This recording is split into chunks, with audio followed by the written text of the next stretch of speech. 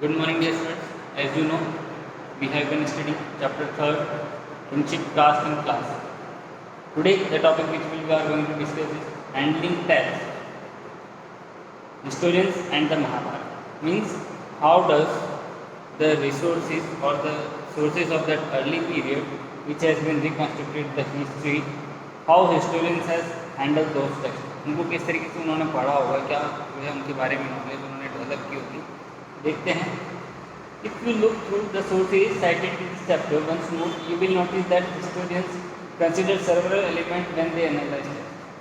देखिए, हमने कई सारे सोर्सेज पढ़े हैं इस चैप्टर में, जिनमें हमने ये चीज़ नोटिस की है कि हिस्टोरियन जो है वो कई सारे एलिमेंट जो है उनको एनालाइज करते थे किसी भी टेक्स्ट जो है उसके बारे में.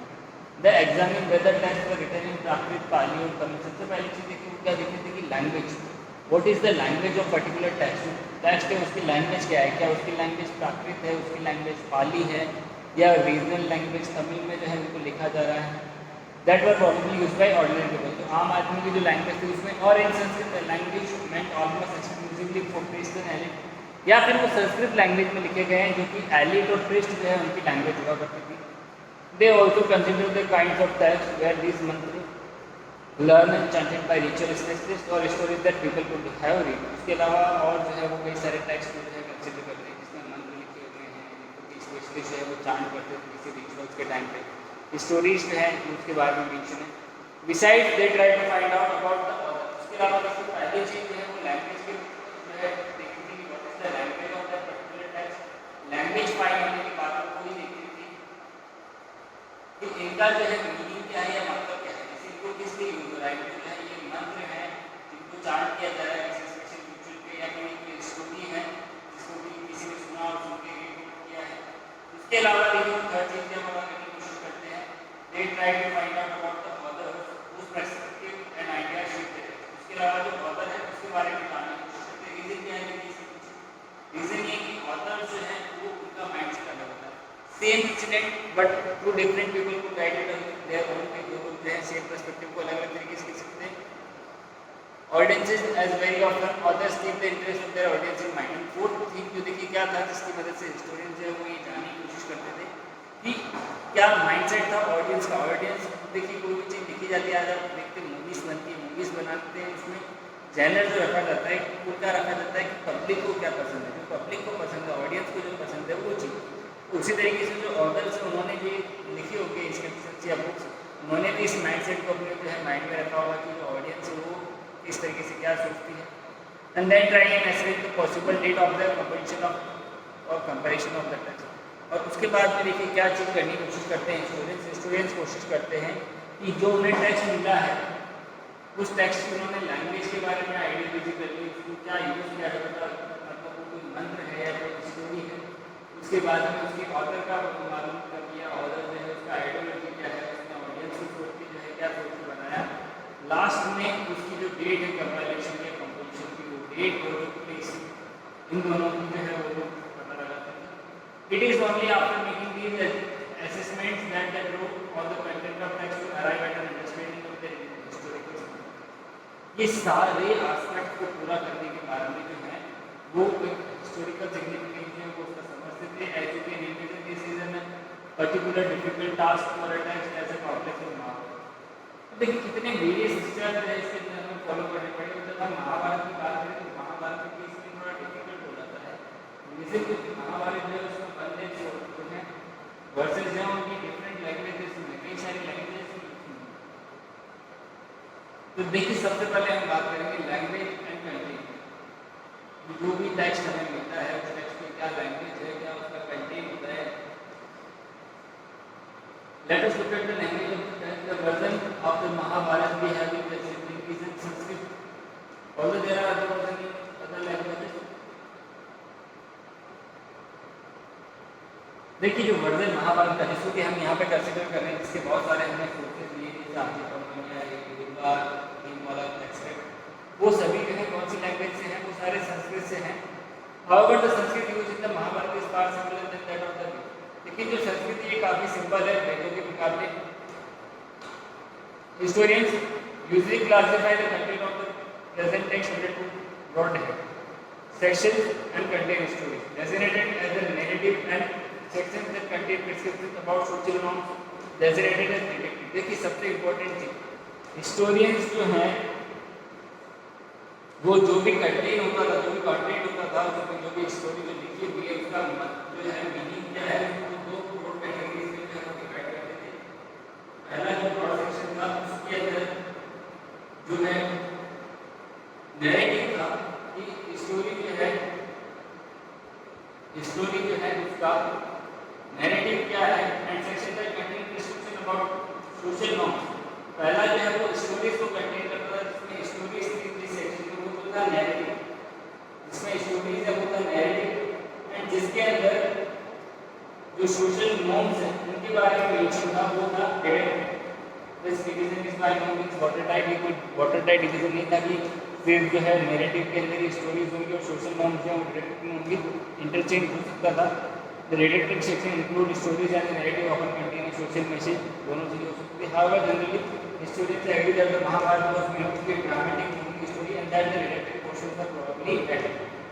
ये स्टोरी जो है महाभारत को एक नैरेटिव था जिसमें ड्रामेटिक मूविंग स्टोरी थी, लेकिन बाद में इसमें जो डायरेक्टिव यानी जो सोशल नॉर्म्स वो बाद में इसमें जोड़ी गई। Interestingly, the text describes an इतिहास बिगिन अर्ली ट्रेडिशन इसको है ट्रेडिशन के अंदर संस्कृत में इतिहास है उसके अंदर मेंशन करते हैं इसको। The literal meaning of the term is it was, which is why it is generally translated as history. Was there a real war that was remembered in the epic? We are not sure. Some historians think that the memory of an actual conflict among kingfolk was preserved in the narrative. Others point out that there is no other corroborative evidence of the battle. अब देखिए महाभारत जो है उसको इन्होंने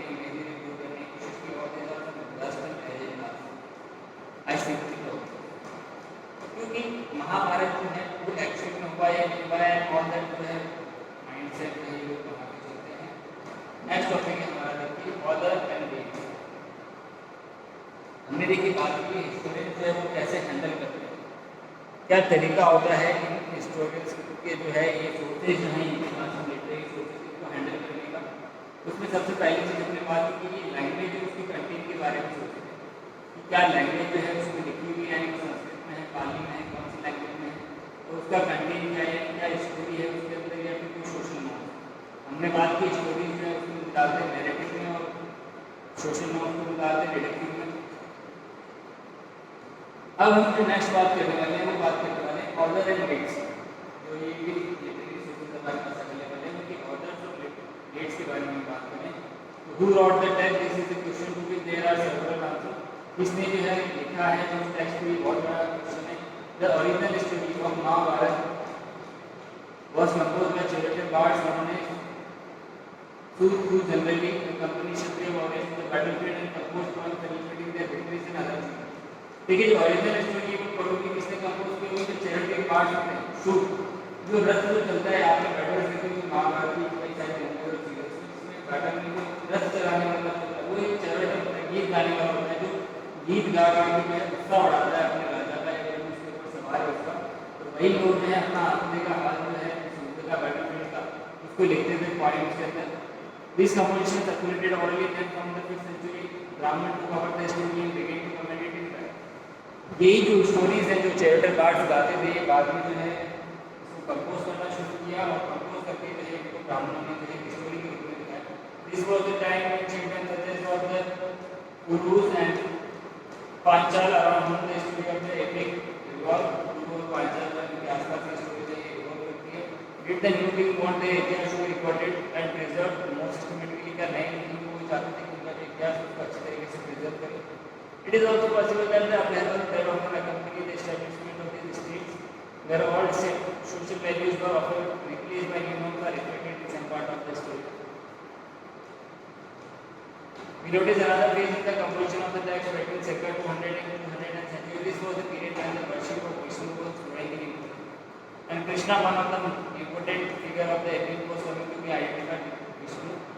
Subsequently, between circa 200 and 400 century, large didactic section resembling the Manusmriti were added to these additional texts, which initially perhaps had less than 10,000 verses, grew to compose about 1 lakh verses. देखिए क्या कह रहा है, सिंपली शब्दों में बात करेंगे तो ज़्यादा बनाएंगे नहीं। ये कह रहा है यहाँ पे कि जो एक ऑर्डर है स्टोरी का, वो शुरुआत में जो है चैरियटर बाहर होते जो रथ चलाने का काम करते थे, राजा का उत्साह बढ़ाते थे। बाद में ब्राह्मणों ने जो है इसको लिखना शुरू किया और अलग अलग पेजेस में लिखा।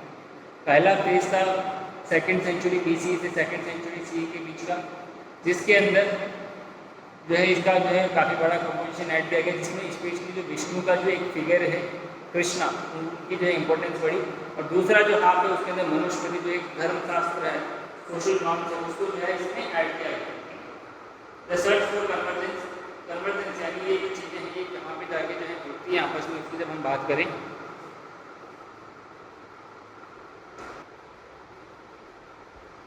The Mahabharata, like any other major epic, contain vivid descriptions of battle, forest, palaces and settlement. Mahabharat जो है उसमें भी और दूसरी जो epics उनकी जैसे बहुत सारी मेंशन है। In 5152, the archaeologist B.B. Lal excavated at a village named Hastinapur in Meerut, Uttar Pradesh. 1951-52 में जो B.B. लाल एक आर्कियोलॉजिस्ट है जो कि हड़प्पन सिविलाइजेशन के एक्सकवेशन में भी थे, उन्होंने हस्तिनापुर मेरठ के पास में एक जगह जो है उसको एक्सकवेट किया। The similarity in name could be A coincidence. देखिए नाम जो है उनमें सिमिलरिटी जो है वो कोइंसिडेंटल थी, but the location of the site in the upper Ganga Doab where the Kuru kingdom was situated suggest that it may have been the capital of the Kurus mention in the text. लेकिन अगर आप देखें तो जो हस्तिनापुर जो एक्सकवेट किया गया था मेरठ के पास में, इसकी जो लोकेशन है वो भी अपर गंगा वैली में है, और जो एंशिएंट हस्तिनापुर जिसकी बात होती है capital of the Kuru empire, उसकी भी पोजीशन सेम थी। Lal found evidence of 5 occupational levels of which the second and third are of interest to us. Lal जो है उसने 5 ऑक्यूपेशनल लेवल जो है वो यहाँ पे फाइंड आउट किए। This is what Lal noted about the house in the second phase 12th to 7th century within the limited area expected no defined plan of houses were obtained but wall of mud and mud bricks were duly encountered। ये कहता है कि मकान जो है उनका कोई planning नहीं है, मड हाउसेज जो हैं वो बने हुए हैं। The discovery of mud plaster with prominent read marks suggests that some of the houses had reed walls plastered over with mud। For the third phase, he noted houses of this period were built of mud brick as well as burnt brick. Sources, jars and brick drains were used for draining out refuse water, while terracotta railways may have been used both as wells and drains। In search for convergence की बात होगी कि यहाँ पे देखिए हस्तिनापुर में B.B. लाल ने जिसका एक्सप्रेशन किया था उसको एंशिएंट हस्तिनापुर की कैपिटल एक और एम्पायर के साथ में कंपेयर करने की कोशिश की। उसमें B.B. लाल ने उन्होंने 5 जो है ऑक्यूपेशनल लेवल्स जो है वो फाइंड किए, जिसमें उन्होंने देखिए सबसे पहली बात में उन्होंने 3 हमारे लिए जो इम्पोर्टेंट है उसमें पहला उन्होंने कहा कि जो हाउसेज हैं उनका कोई डेफिनेट प्लान नहीं है, जो वॉल्स हैं वो मड की बनी हुई है, मड ब्रिक्स की बनी हुई है। उसके बाद में उन्होंने बोला कि ये सजेस्ट करता है कि उनको जो मड डिस्कवर करने के बाद जो रीड मार्क्स है उनकी मदद से रीड्स जो है उनकी मदद से वॉल्स को बनाया गया, और साथ में जो ड्रेन आउट है वेस्टर्न क्वार्टर का, उस वेस्टर्न क्वार्टर को ड्रेन आउट करने के लिए ब्रिक ड्रेन जो है वो बनाए गए। Was the description of the city in the epic added after the main narrative had been composed when after the 6th century urban centers flourished in the region, or was it a file poetic fancy which cannot always be verified by comparison with other kind of evidence? ये जो description है city का, ये epic का, ये add करता है main narrative जो इसके अंदर कंपोज किया गया। आप देखिए Hastinapur, this is how the city is describe in the Aarti Parvan of the Mahabharata. Mahabharata के अंदर जो देखिए हस्तिनापुर कैसे मेंशन है, the city busting like the ocean plug with 100 of mentions,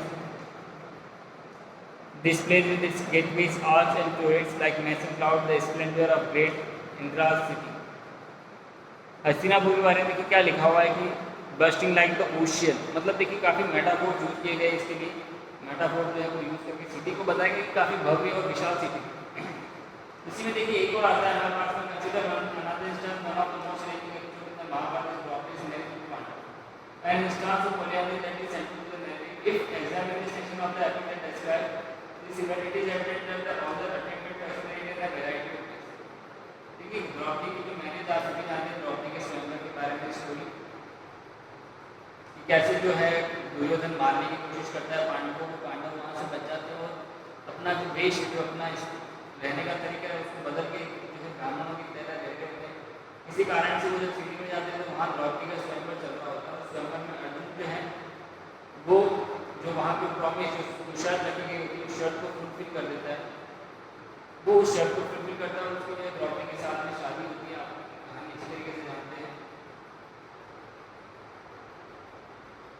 Present day historians suggest that the fact that authors describe a polyandrous union indicate that polyandry may have been prevalent among ruling elite at some point of time. देखिए polyandry यानी एक से ज़्यादा पति होना, एक से ज़्यादा पत्नियाँ सिंपल नॉर्मल चीज़ है, बट एक से ज़्यादा पति होना चाहिए रूलिंग एलिट्स में जो है ऐसा होता होगा. At the same time, the fact that so many different explanations are offered from the episode suggests that polyandry gradually fell into disfavor among the Brahmins who revoked and developed the text with the centuries. लेकिन देखा जाए तो ये जो पॉलीआंद्री इसको काफ़ी कम पसंद किया गया और इसकी वजह से धीरे धीरे जो है ये एंड हो गई. Some students note that while the practice of polyandry may have seemed unusual or even undesirable from the Brahminical point of view, कई सारे स्टूडेंट्स ने माना कि जो पॉलीआंद्री यानी एक से ज़्यादा पति होना ये ब्राह्मणिकल पॉइंट ऑफ व्यू के हिसाब से अनडिजरेबल था. It was prevalent in the Himalayan region, जबकि हिमालयन रीजन में प्रिवलेंट था. हिमालयन रीजन में एक से ज़्यादा पति होना पॉसिबल था. कारण क्या था उसके पीछे? देखिए क्या रीज़न हो सकता है एक से ज़्यादा पति होने का, कि भाई एक जो है पति वो खेतों का काम कर सकता है, एक सिक्योरिटी का काम कर सकता है, जबकि पॉलीआंद्री में सिर्फ एक ही आदमी को सारा काम करना होगा और उसके अंदर जो है वो डिफरेंट वर्क जो है वो डिवाइड हो जाता है अलग अलग पतियों के अंदर, जिससे जो है कुछ थ्योरीज जो है वो मेंशन है. देखिए नेक्स्ट टॉपिक है हमारा dynamic text. Dynamic text. Dynamic text देखिए महाभारत जो कि डायनेमिक टेक्स्ट है उसके बारे में हम आगे बात करते हैं. The growth of the Mahabharata did not stop with the Sanskrit version over the centuries. Versions of the epic were written in a variety of language through an ongoing process of dialogue between people, community and those who wrote the text. देखिए क्या था महाभारत जो है इसका सिर्फ Sanskrit version ही नहीं लिखा गया है, यानी इसको सिर्फ संस्कृत में लैंग्वेज उसमें नहीं लिखा गया, बल्कि ओवर द सेंचुरीज इसको कई अलग अलग लैंग्वेजेस में जो है लिखा गया. एक ऑनगोइंग प्रोसेस था जिसमें डायलॉग्स थे, लोगों के बीच में लोग जो है बातचीत कर रहे हैं उसके अकॉर्डिंग, कम्युनिटीज जो है उनके बिलीफ के अकॉर्डिंग जो है उसको लिखा गया. Several stories that originated in specific region और circulated among certain people found their way into the epic. बहुत सारे स्टोरीज जो कि कुछ सर्टेन जो है स्पेसिफिक रीजन्स में जो है ओरिजिनेट होती है, उन्होंने भी जो है इस एपिक के अंदर जो है अपने आप स्थान पाया. At the same time the central story of the epic was often retold in different ways and episodes were depicted in scripture and painting. वहीं जो सेम जो मेन जो इसका पार्ट था, सेंट्रल जो पार्ट था स्टोरी का, वो था the fight between the brothers और the cousins Kaurava and Pandava. वो जो है मेनली इसके अंदर डिपिक्ट किया गया था. They also provided thing for a wide range of performing art, play, dance and other kind of narrative styles and educational activities. Most retellings or reenactments of the epic draw on the main narrative in creative ways. जो main जो retailing और रीएनैक्टमेंट इस epic का वो है इसका narrative कि कितने क्रिएटिव वे में जो है आप इसको नैरेट कर सकते हैं. Late us look eight one example. An episode from the Mahabharata that has been transformed from Mahashweta Devi, a contemporary Bengali writer known for raising her voice against all form of exploitation and oppression. देखिए एक जो है lady जिनका नाम है महाश्वेता देवी, ये एक Bengali writer थी, बंगाली राइटर हैं. इन्होंने जो है हर एक एक्सप्लोइटेशन और ऑपरेशन यानी लोगों का जो शोषण है उसके खिलाफ आवाज़ उठाई है. उनका जो है देखिए क्या है एक इसमें अल्टरनेटिव जो she works of alternative possibilities from the main story of the Mahabharata and draw attention to question on which the Sanskrit text is silent. वो क्या करती है कि जो मेन जो ये स्टोरी महाभारत की उससे अटेंशन को लेके जो क्वेश्चन है जिसके ऊपर की जो संस्कृत टेक्स्ट वो भी साइलेंस उस क्वेश्चन की तरफ जो है लोगों का अटेंशन हो जाती है. The Sanskrit text describe how Duryodhana plotted to kill the Pandava by inviting them to stay in a specially prepared house for lab. देखिए क्या कहता है इस संस्कृत टेक्स्ट में क्या होता है भाई कि दुर्योधन जो है वो कैसे प्लॉट बनाता है, कैसे प्लानिंग करता है अपने ब्रदर से कजिन से पांडव उनको मारने के लिए.